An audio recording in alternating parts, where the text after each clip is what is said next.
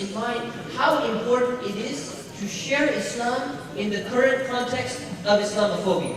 And in order to enhance that, in order to give you a more depth understanding of how important it really is, I would like to ask Sheikh Junaid Kharsany to inshallah enlighten us about this subject a little bit more. Please, Sheikh. Bismillahirrahmanirrahim. Alhamdulillah wa kafa wa salatu wa salam ala Mustafa. My respected friends, you know, Imam Mustafa has brought to our attention that 62% of people have a concern with Islam or concern with the way that Muslims and who they are and regarding their identity. Let me tell you, in the book of Allah subhanahu wa ta'ala, there were many cases of prophets of Allah who operated under an environment where 100% of the people had a phobia against them. Wherein 100% and each and every single person from the top to the bottom hated them, for they did not know that they spoke the truth. All of us on this panel have been given particular topics and tasks to discuss.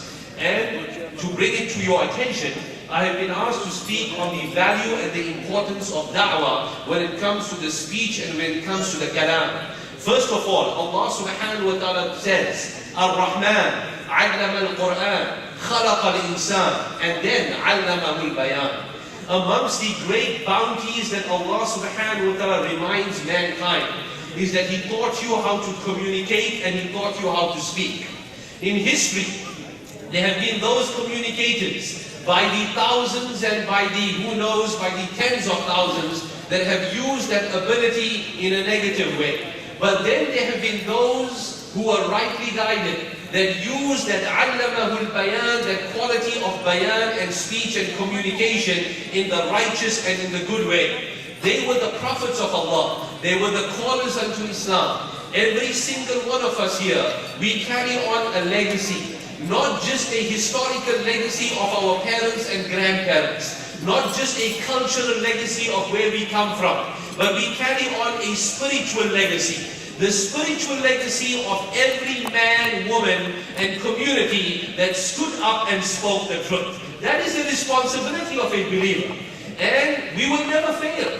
For Allah subhanahu wa ta'ala, even when He put our beloved Moses, our beloved Musa alayhi salam, on the spot in front of the tyrant of the time, and he had to use his God-given ability of communication, he himself was apprehensive. I cannot speak. Rabbi shrah li sadri wa yassir li amri. That, oh Allah, you open up the knot that is inside my tongue. He knew he had to use it, but he was apprehensive. Then look at this court, so mighty, so huge, the superpower of the time. Then he looks down upon everybody else, that I am a nobody.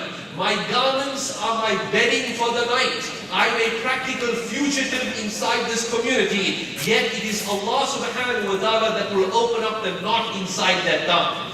Even then, when he receives that opportunity to stand in front of that court, what does Allah subhanahu wa ta'ala tell him? That do not make a too big case, or do not show large eyebrows or a frowny face in front of Fir'aun.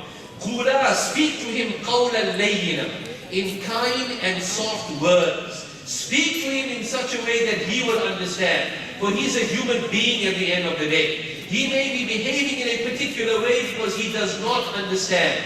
My respected friends, it is high time that we realize that all of us have the ability of kalam, bayan, and the ability to communicate. There are businessmen and women amongst us. There are artisans and there are professional people amongst us. Every day, we use that ability of bayan to communicate to the entire world. To sell my product, to sell my tires, wheels, used automobiles, to sell my stationery and my pen and my furniture and whatever else you are selling. Every day we sell ourselves from a professional point of view. How many times in this 40-45 years of life did we ever communicate the great deen of Allah subhanahu wa ta'ala to the people on the right and left? To the people who we work with, to the people who rub our shoulders in the very schools that we attend.